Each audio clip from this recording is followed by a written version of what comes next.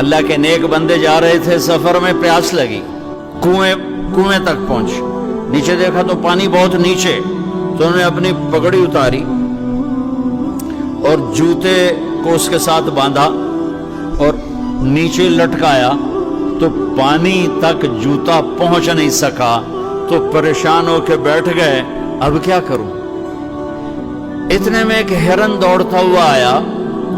اس نے آ کر نیچے دیکھا پانی، تو ہرن تو وہاں جا نہیں سکتا، تو اس نے یوں اوپر دیکھا،